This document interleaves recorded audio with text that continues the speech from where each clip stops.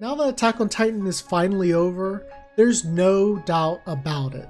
This anime is indeed one of the GOATs, and if you don't believe me, then shame on you. Shame!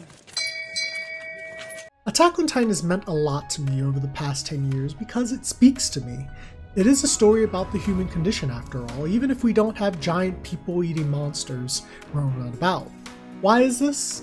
Let's flash back to that iconic first episode, where we already know Titans live outside of a heavily fortified town, and we also know of a young man named Eren who wants to explore outside these walls because, in his words, living as cattle within these walls is much more stupid. Who knew Eren would be so right? Because once the Colossal Titan breached Wall Maria, people became literal livestock, including Eren's mother, and having to watch that while a terrified Hans carries you away must have been devastating. I knew right then and there that this anime was gonna be something unlike anything I've ever seen before. Attack on Titan starts as an underdog tale of humanity fighting for its survival, but evolves into something much grander. We get our first taste when Eren himself becomes a Titan, the one thing he vilified the most and so desperately wants to eradicate. The stakes become much greater, and there are always twists and turns that will keep you on your toes. Isayama Sensei's method of storytelling is nothing short of epic, and that includes the ensemble cast of characters. I just love the variety of personalities, because there are just some that are very easy to read and just plain adorable. Others are more complex, even performing villainous acts, but it doesn't necessarily mean they're evil. Some just have justified reasons for their actions, like Annie, who donned the female Titan powers for the opportunity to reunite with her father. Even people like Bertolt and Reiner genuinely believed their friends and families' lives were at stake, and they needed to become Titans to prevent that from happening. I couldn't help but relate to their genuine humanity, because we all do things for the people we love, and these actions may not necessarily be the right move. Why do people start battles or take from others? It's usually to protect themselves or the ones they care for, and that's just human nature. Attack on Titan is one of the few anime that I watched from the beginning and continued every single week. I could have read the manga, but I enjoyed seeing the dark existential reality on television much more. Everything just feels so hopeless, but what's even more impressive is just how the people continued to fight back, like the stoic Erwin Smith, the talented Levi Ackerman, and don't forget Eren's unlimited determination. Physically, humans are probably in the middle of the pack in the animal kingdom, meaning there are plenty of stronger animals out there, but two factors put us to the top of the food chain.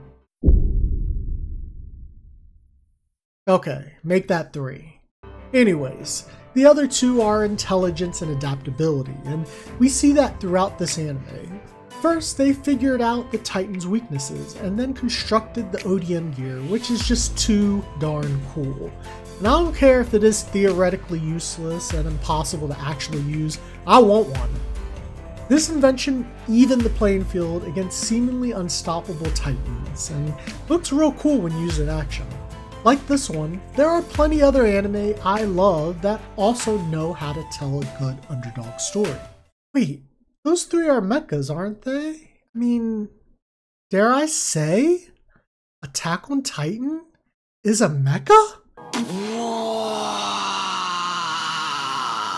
The one thing I'll miss the most is the action, which has always been the crux of Attack on Titan. It's completely mesmerizing seeing these people maneuver the environment and defeat giant monsters with a speed that rivals muscle cars and an accuracy that requires cat-like senses. Oh, and don't forget, this is also showing the perseverance of the human race when faced with steep challenges. I for one loved watching the countless battles where the scouts would take the Titans head on, especially when it involved the GOAT, Captain Levi. I mean, just look at this dude.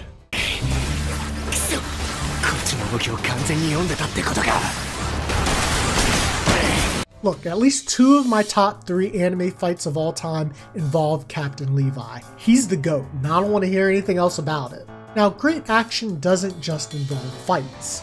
The politics, which typically can be a bore, is in fact very interesting here. Take Eren, how difficult it was for him to be accepted because of his Titan powers. Those politics extend to the entire town, where everyone was conflicted in just how to deal with this situation. The raw emotion of both sides was at an all-time high because trusting or killing Eren had extreme consequences, and you could feel that tension. I also want to mention just how fantastic Wit Studio adapted this complex nature of Attack on Titan, and I bet you never would have guessed that this was their first ever anime. I remember a few years ago when MAPPA announced they were adapting the final season, and I was like, why? But it makes more sense after watching the finale. Seeing the rumbling come to life, the insane battle of heaven and earth, and especially watching the founding Titan in all its glory was brilliantly done with that 2D, 3D mix of animation. Not that Wit Studio couldn't have pulled it off.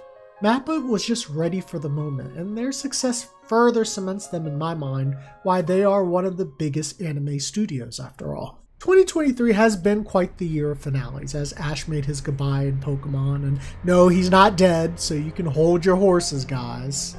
But Eren has, and his death was pretty inevitable, and I think it goes up there with one of the worst kept anime secrets since. Duh! While the ending was not a surprise, Eren's humanity, however, was, and that's because throughout the 3-year final season, we are primed to believe that the once protagonist turns into an evil, calculated, cold-hearted a-hole. But the last episode shows us something different. We get the scared, idiotic, of the garden variety kind, man-child, which is honestly what we knew him to be all along. He just happened to acquire an incredible power, but there was no doubt Eren was way in over his head. In an intimate discussion with his bestest friend in the entire world, Armin, he ugly cries his way to explaining everything, like how Ymir's power has turned his brain into mush, seeing the past, present, and future all at the same time. He reveals just how much he loves Mikasa and pathetically wishes that she would still think of him after he dies. At the same time, Eren does show some resolve, because he knew once he activated the rumbling that he couldn't change things. So with a heap of copium, he committed to playing the villain, to give his friends the slightest of chances to stop him. And boy was it the slightest of chances, because even Mikasa had to go against her instinct to protect Eren. Eren's hope was to enshrine them as heroes, and maybe even change the negative narrative on Eldians altogether. Now, you can argue all day if Eren made the right choice of killing 80% of the world population, but I found this to be a beautiful moment that gives at least a little bit of redemption for Eren, because we learn he was who we thought he was. Now, if you want to crown them, then crown them. But they are who we thought they were, and we let them off the hook. While what Eren did was despicable, situations like this happen to people all the time. Sure, we're not commanding giants around the world, but as an adult, you had the potential to do whatever and be whoever you want, like an all-star athlete or a world-renowned scientist. The world is your oyster, but at the end of the day, adults face the same problems they face as a kid.